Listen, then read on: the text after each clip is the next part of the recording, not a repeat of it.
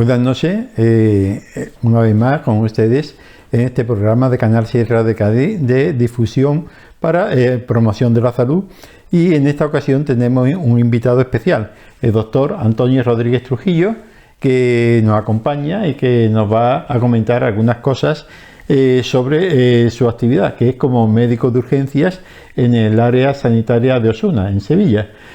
Antonio, buenas noches y un saludo a todos los televidentes, y nos ponemos la mascarilla preceptiva, ¿no? Aunque estamos a cierta distancia, pero hay que ponérsela. Sí, por supuesto, encantado de estar aquí. Un saludo a todos los televidentes y bueno, de la Sierra de Cádiz. Y bueno, pues vamos a hablar un poquito de sanidad. Bien, pues doctor Antonio Rodríguez Trujillo, como hemos comentado, es médico de urgencia desde hace ya muchos años. En los servicios, es médico de servicio de urgencia en primaria, en atención primaria, está en el servicio.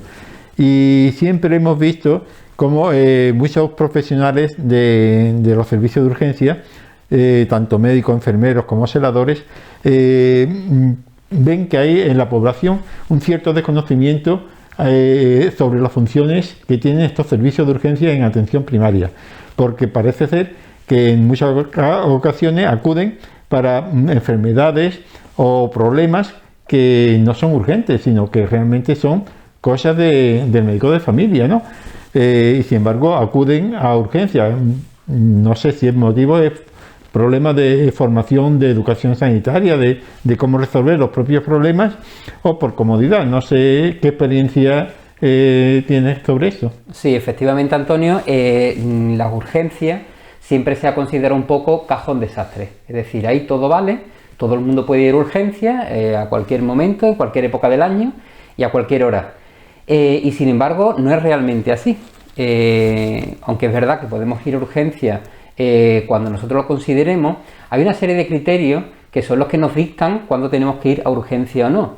Una urgencia se define como cuando una persona no puede esperar a acudir a su médico al día siguiente. Por ejemplo, si esta tarde empezamos con fiebre muy alta, pues evidentemente no podemos esperar al día siguiente para ir a nuestro médico de cabecera o pedir cita, a que nos den una cita al médico de cabecera. Entonces, en ese momento nos dirigimos a urgencias, por lo menos para que nos hagan una valoración, a ver qué es lo que nos pasa. Hay muchos casos de urgencias que están muy justificadas, como he dicho, una fiebre muy alta, o por ejemplo un dolor repentino, un dolor muy fuerte en la cabeza, un dolor en la barriga, en el abdomen. Son cosas que no pueden esperar al día siguiente. Sin embargo, hay otros motivos que sí pueden esperar. ¿Qué motivos, por ejemplo? Pues por ejemplo, muchos trámites administrativos. Por ejemplo, nosotros hemos tenido casos muy curiosos de personas que vienen a una urgencia a recoger un parte de baja. Y eso no es una urgencia, eso es una tarea administrativa que debe hacer su médico de cabecera y puede esperar al día siguiente. Por tanto, no es una urgencia. Muchas veces también vienen personas a urgencias porque quieren un volante para el especialista. Vengo a que me mande al traumatólogo.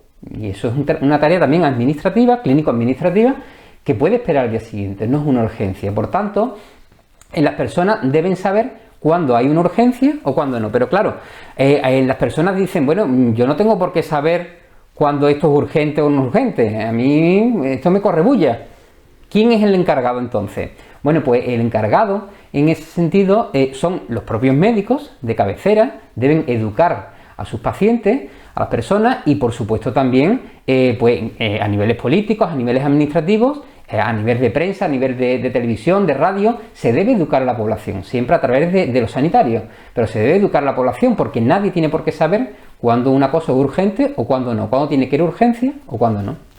Bueno, en ese aspecto yo siempre me he preocupado en mis muchos años en Prado del Rey, desde un principio, mostrar a través de reuniones con asociaciones, con las amas de casa, con los colegios, en fin, asociaciones de padres, de explicar cosas que cualquier persona, si no se las explica, no tiene por qué saberlas.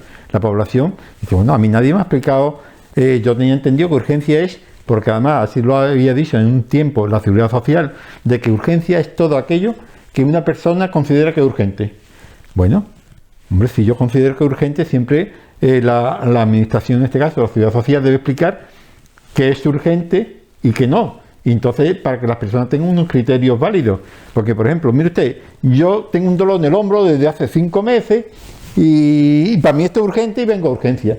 Si usted no va a explicar, dice, mire usted, urgente, debe considerarse aquello que el sentido común dice que no debe esperar a la consulta ordinaria de su médico de familia, de su pediatra. ¿Por qué? Porque es que se puede agravar o puede ser algo grave, pero si usted tiene un dolor de hombro desde hace 4 meses y le molesta al moverlo, el sentido común dice que usted no se va a morir, ni esto va a empeorar porque espere de aquí a mañana, o si es viernes, espere de aquí al lunes, de otro día, espera 4 meses, puede esperar perfectamente.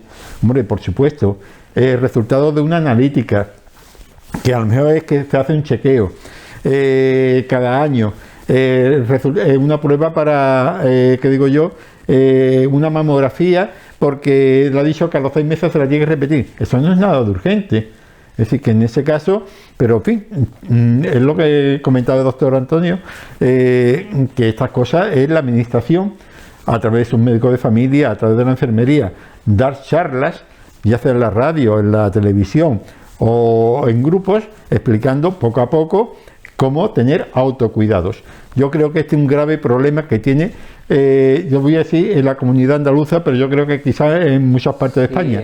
Y es que no, el médico de familia está tan presionado con tanto papeleo, tantos trámites administrativos, sin sustitutos cuando está de vacaciones o está dado de baja, que aumenta la presión en otros cupos y entonces no da tiempo a educar para la salud, ni a dar cursos de primeros auxilios, ni enseñar a la gente autocuidado, a la población autocuidados que hacer ante un posible caso de gripe o en el caso del COVID o en tantas situaciones que muchas personas pues acuden a urgencias no por mala voluntad o por comodidad, yo voy a urgencia y así no tengo que hacer cola, no, es que simplemente no están informadas y es obligación de la Administración Sanitaria, del Servicio Andaluz de Salud, de la Consejería de Salud, que informar a través de los medios de comunicación, a través de darle tiempo a los médicos de familia y a los enfermeros, de hacer talleres, cursos de educación para la salud. Y yo creo que, en mi opinión, ese es el gran problema que tiene la sanidad andaluza y que cuesta mucho dinero.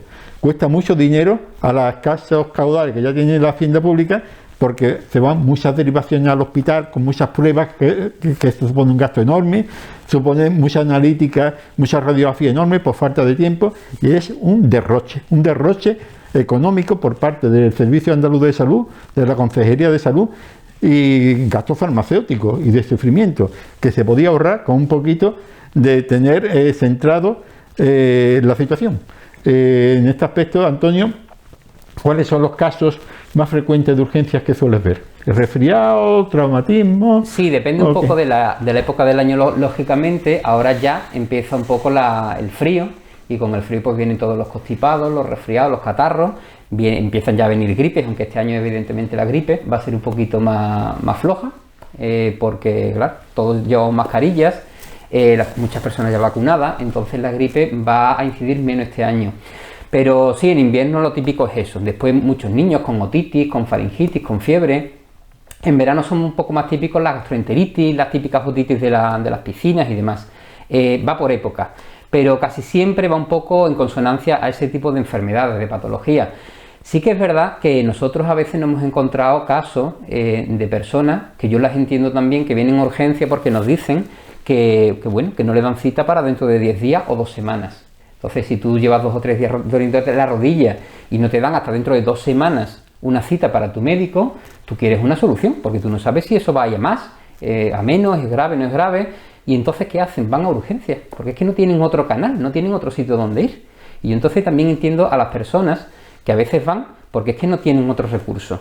Entonces sí que habría que habilitar desde atención primaria, desde los médicos de cabecera, citas para atender un poco más rápido a las personas cuando tienen un problema, porque si no, como dije al principio, todo desemboca en las urgencias, que es un cajón desastre. Bueno, hay una cosa curiosa, curiosa entre comillas, y es que ahora, con esto de la pandemia del COVID, hay mucha consulta telefónica con el médico de familia para evitar que personas se acumulen en la sala de espera y entonces unas a otras, como hay muchos asintomáticos, personas que pueden tener la COVID sin síntomas, pues no se puede decir los que están tosiendo por este lado, los que... No, es que hay personas que no tosen ni tienen síntomas y sin embargo son transmisores de, como hemos visto en los rastreos que se han hecho en Villamartín, en Arcos, muchas localidades donde puede personas sin síntomas estar transmitiendo la enfermedad. y no yendo al consultorio, nada más que para lo verdaderamente preciso, se evita que la sala de espera esté abarrotada. Pero claro, si como me está diciendo, hay personas que van a urgencias porque su médico de cabecera tarda 4 o 5 días en verlo, o una semana o hasta 2 semanas, pues entonces van a urgencias y dicen, mire usted, yo aguanto un día o dos con esto dolor de muela, con esto dolor en la rodilla, pero es que me dan número por una semana. O mire usted, que en parte de baja lo necesito, en parte de alta necesito para ir a trabajar. Sí, pero es que urgencia no es el sitio adecuado. Pero otros van por pequeñas patologías y se acumulan en urgencias. Pero en la sala de urgencia también la gente se acumula y se pueden transmitir enfermedades. No solamente la COVID, la tuberculosis, la gripe, los resfriados, la bronquiolitis. Es decir, y ahora más en invierno, que las personas no pueden estar en la calle por la lluvia, por el frío, lo van a meter todo en la sala de espera yendo a urgencia para cosas que no son urgentes. Es una caja de bomba, en mi opinión, no sé. Claro, efectivamente. De hecho, yo tengo muchos amigos y conocidos que me dicen, bueno, Antonio, pero ¿y qué más da ir por la tarde, no a una urgencia, que por la mañana a mi médico? Dice, pues si están allí los médicos que nos atiendan, ¿qué más les da? Pero claro, el problema es ese que estamos comentando. Si todo el mundo va a urgencias por cualquier cosa, se masifica. Con lo que significa muchísimas personas allí dentro con el problema que tenemos ahora mismo de que no podemos estar cerca unos de otros, ese confinamiento aumenta mucho más el riesgo. Y por supuesto, bueno, nosotros hemos tenido casos de que hemos tenido llenas las urgencias, ha llegado algo grave de verdad, por ejemplo un infarto de corazón, y no se le ha podido atender con la suficiente rapidez porque estaba aquello lleno de gente. Y la persona allí estaba esperando en una sillita y con un infarto. Porque claro, tenías que ver antes a lo mejor 20 personas. Claro, porque además no hay un triaje. Triaje es que cuando alguien llega al centro de salud o pide cita, hay un profesional que tiene que ser enfermero o médico, un celador, un administrativo, no puede preguntarte qué le pasa a usted, desde cuándo, a qué lo atribuye, él no es profesional sanitario. Es el triaje, la clasificación, tiene que hacerlo. Es decir, un celador nunca le puede preguntar a una persona qué le pasa a usted. ¿A usted qué le importa? ¿Usted es médico? ¿Usted es enfermero? No. Pues entonces usted no tiene, usted está atentando a mi intimidad. Usted está atentando y yo no tengo por qué decirle a usted si me pica por abajo o me pica por arriba, y además habiendo gente detrás que se está enterando si mi marido me ha pegado o no me ha pegado o lo que ha pasado. A mí, en un sitio reservado, me lo podrá preguntar un enfermero o un médico que tiene el secreto médico o el secreto profesional. Pero nunca un celador ni un administrativo nos puede preguntar qué nos pasa. Eso solamente lo puede hacer un médico o un enfermero. Si no, es un delito contra la intimidad personal. En ese aspecto, no hay un triaje en urgencia. Hay 20 personas y nadie sabe, como nadie le hace triaje, nadie sabe si ese señor que tiene un dolor en el pecho está teniendo un infarto. Si no le ha sacado el número, el pobrecito está allí, cuando te das cuenta está muerto.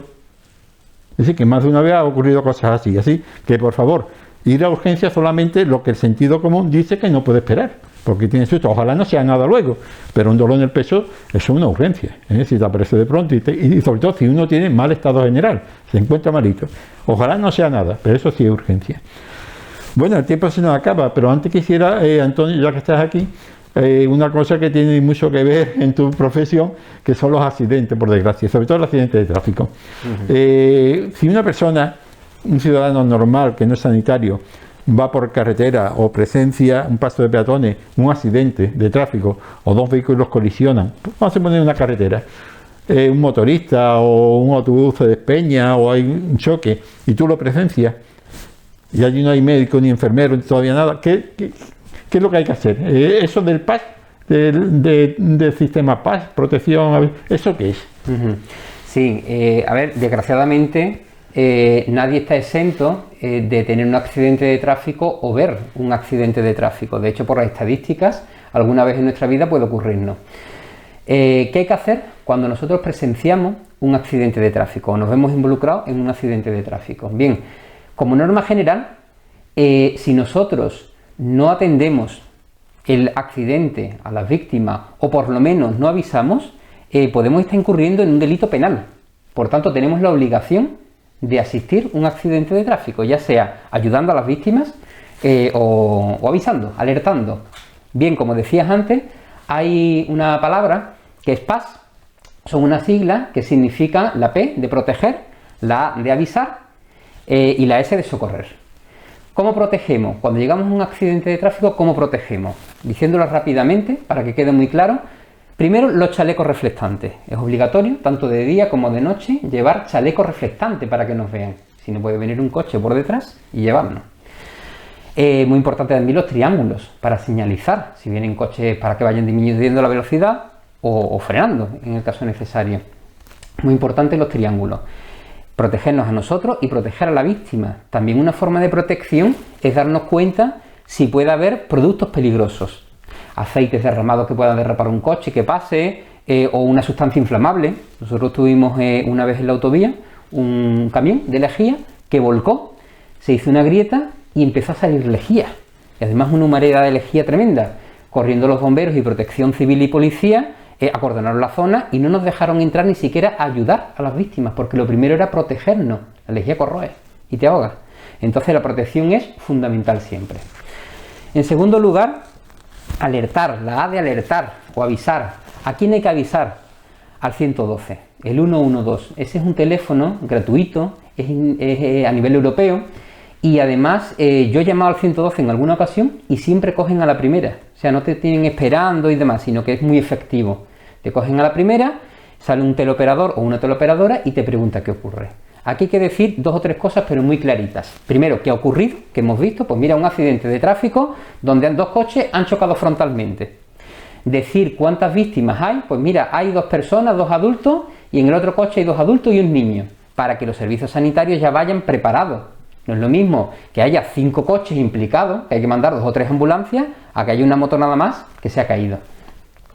Es muy importante también decir la localización, cómo saben los sanitarios dónde ir. Y no solamente decir en el kilómetro 23, sino que si podemos dar una indicación de alguna referencia, mucho mejor. Por ejemplo, aquí está la venta a Curro, pues ya la ambulancia, a lo mejor si conoce esa venta, va directamente para allá. De hecho, sobre todo para la gente más joven, se recomienda también dar las coordenadas si estamos en un sitio un poco más perdido. En Google Maps hay también una opción que debería conocer ya todo el mundo, que es enviar las coordenadas de donde nos encontramos. Y así no habría problema ni siquiera para que vaya la ambulancia o incluso que vaya un helicóptero. Bueno, pues eso es avisar, alertar al 112, 112. Y finalmente, socorrer. Tenemos que socorrer a las víctimas. Si no sabemos socorrer a las víctimas porque nunca hemos recibido un curso de primeros auxilios, no nos atrevemos, estamos nerviosos o lo que sea, pues lo que hay que hacer es no mover al paciente, no mover a la víctima.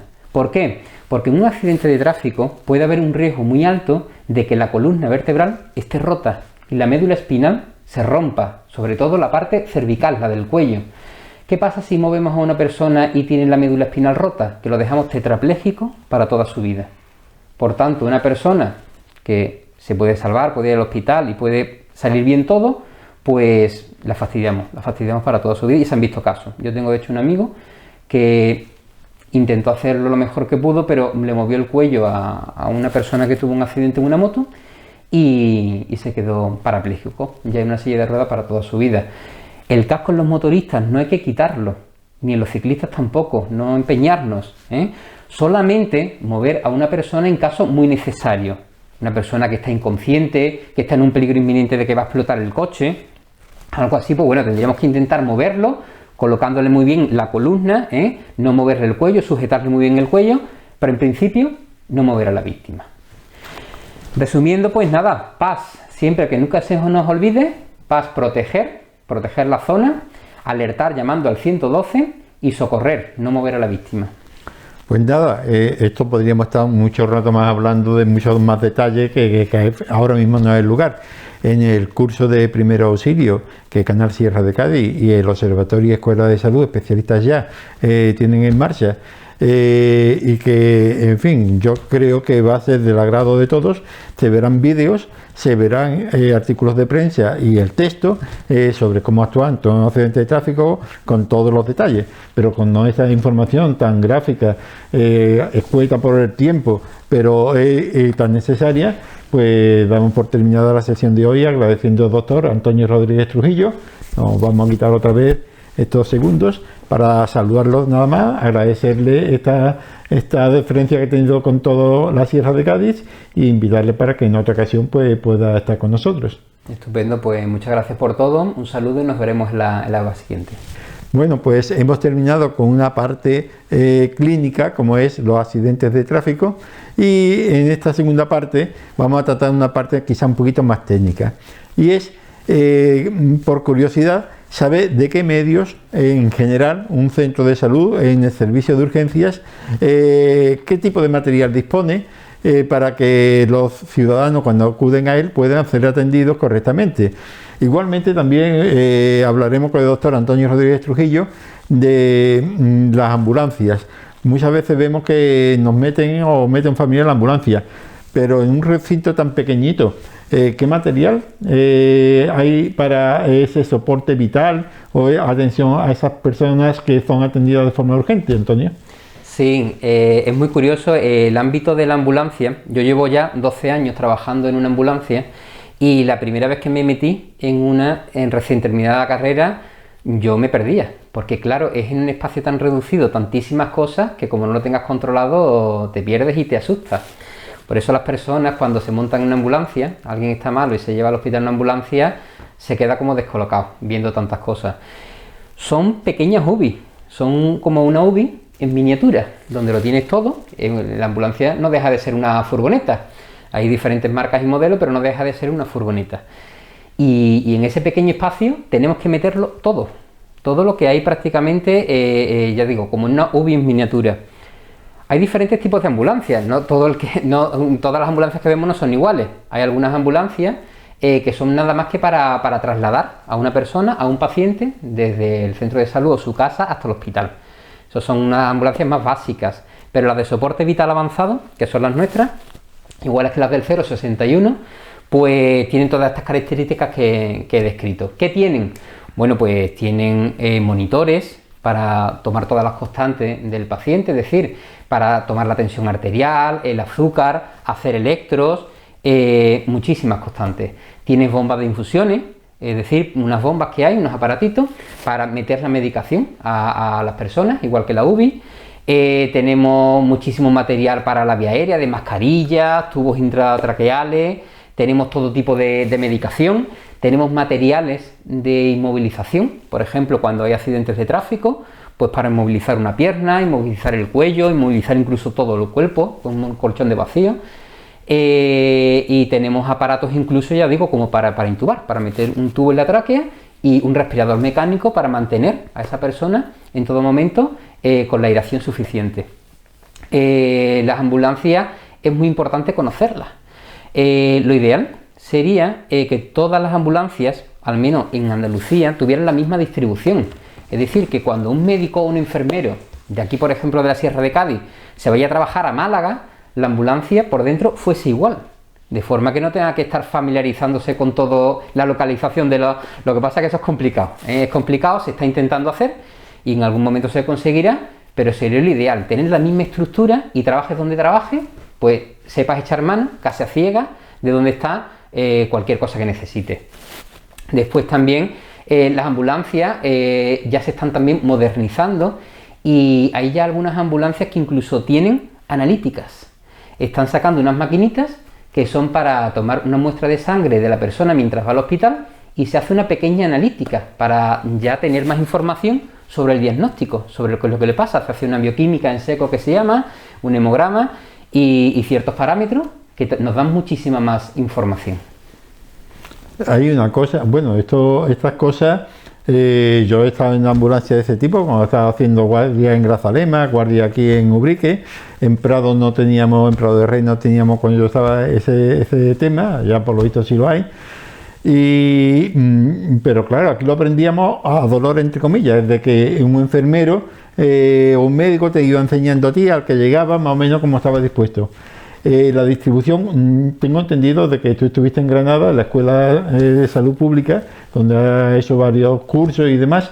¿Estas cosas se aprenden allí o allí en Granada, en la Escuela de Salud Pública, enseñan otras cosas? Sí, bueno, no existe una especialidad reglada que sea la especialidad de urgencias y emergencias. Generalmente los médicos que atienden las urgencias son médicos de familia que después, haciendo una serie de máster, de cursos de expertos y cursos, pues se dedican a las urgencias, como es mi caso.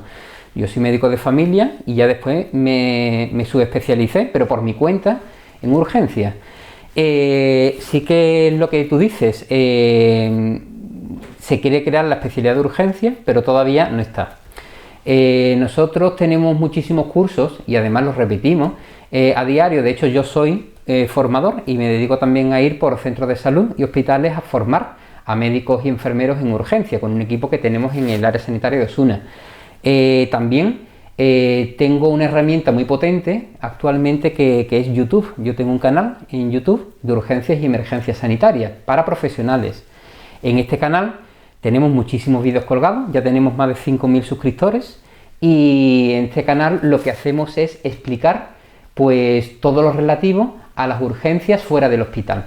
Explicamos en un vídeo que además tiene muchísimas visitas cómo están estructuradas las ambulancias o un consejo de cómo estructurar nuestras ambulancias, dónde poner cada cosa para que esté más a la mano, más práctico.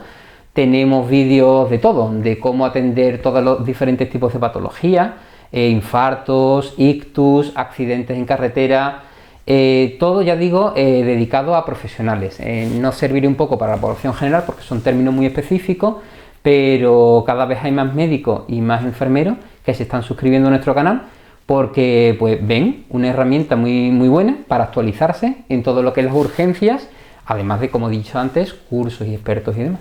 Bueno, nos dice que está en el área sanitaria de Osuna y allí se imparten cursos, tú mismo impartes cursos. ¿Qué aceptación tiene, es decir, tu experiencia personal, los enfermeros, los médicos que tienen que atender a urgencia, ya sea médicos de familia o que están de guardia? ¿Qué aceptación tienen estos cursos? ¿Realmente les interesa? ¿Los médicos están formados? Sí, Antonio. Bueno, yo llevo 8 años ya como formador de médicos y enfermeros en urgencias y la aceptación cada vez es mayor. De hecho, me sorprende cómo los cursos por agenda tienen que celebrarse por la tarde, en el tiempo libre de estos profesionales sanitarios. Y ellos van por las tardes, en su tiempo libre, quitándoselo a su familia, a su ocio y demás, van a los cursos, que ellos ni cobran ni nada, evidentemente, y van a formarse, a actualizarse, porque ven muy necesario, a la hora de hacer guardias, que casi todos los médicos y enfermeros hacen guardias, tienen que estar formados. Y entonces, pues bueno, es una oportunidad muy buena que se les da. Son cursos, hombre, que están avalados por la Agencia de Calidad Sanitaria Andaluza y son cursos que además nos lo pasamos muy bien porque hacemos allí muchas prácticas, lo hacemos todo muy didáctico, muy práctico. La teoría la dejamos un poco para una plataforma online para estudiar en casa, pero allí hacemos muchas prácticas y es muy reconfortante como cuando veo a algunos compañeros me comentan que, bueno, pues a lo mejor han visto un accidente de tráfico y han aplicado todo lo que se les ha dicho en el curso. Y la verdad es que la atención mejora muchísimo la calidad. Entonces los ciudadanos andaluces pueden estar tranquilos de que cuando su médico de familia o otro médico, un pediatra, le toca guardia, le toca un centro solo de guardia, está perfectamente formado, no solamente en la medicina normal del médico de familia por la mañana, sino también en atención a urgencias y emergencias. En general sí, es decir, los médicos sí que intentan siempre, ya digo, estar actualizados en urgencia, porque este es un tema que la urgencia es algo tan rápido. Urgencias no es decir, tengo a lo mejor una hora para pensar qué voy a hacer, o mañana venga usted, que ya veré yo un poco cómo encauzamos esto, sino que la urgencia es rápido, en cuestión de minutos incluso. Entonces hay que tener las ideas muy claras. Y hay que practicar, y en estos cursos lo que conseguimos eso es que las personas, los personal sanitario esté actualizado y practique todas las técnicas que después van a poder ver con pacientes reales. ¿Y el material que hay en el centro de salud, en el área de urgencia del centro de salud, es igual que el que hay en la ambulancia o es diferente? Sí, es muy similar. Lo que pasa es que, claro, como dijimos antes, el ámbito, el espacio de la ambulancia es pequeño. Entonces tenemos que tenerlo todo un poco más concentrado, más estructurado, todo más junto y demás, pero en general es un poco igual. A ver, en el centro de salud en urgencias también tenemos que tener en cuenta que allí hay una pequeña área de observación donde se puede dejar a una persona, a un paciente, en una camilla durante varias horas. La ambulancia no, la ambulancia es para atender una urgencia, ya sea en la calle o en un domicilio, y llevar al hospital.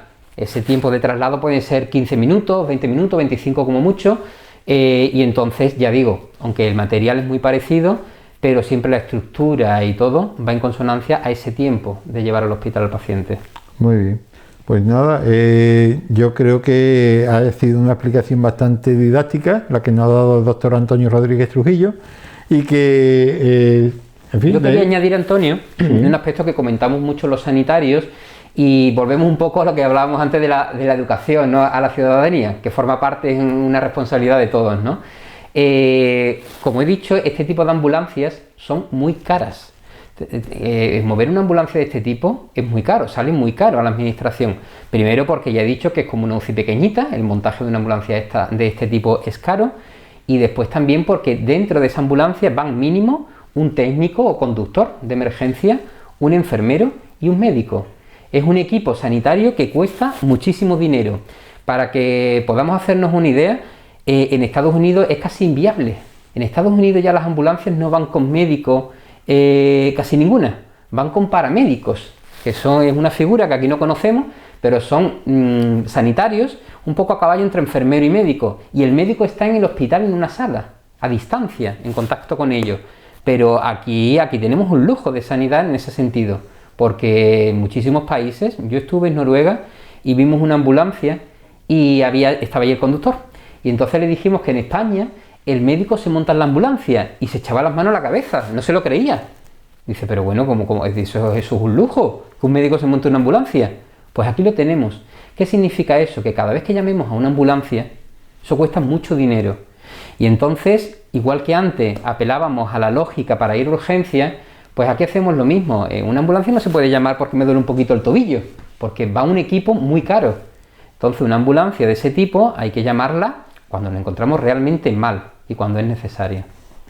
Muy bien, pues nada, Antonio, lo dicho, nos vamos a quitar brevemente la mascarilla para saludar a todos los espectadores de Canal Sierra de Cádiz, agradecerte tu aportación y nada, te emplazamos para que en otra ocasión pues estés con nosotros. Muy bien, pues muchas gracias igualmente y un saludo a todos. Hasta el próximo día.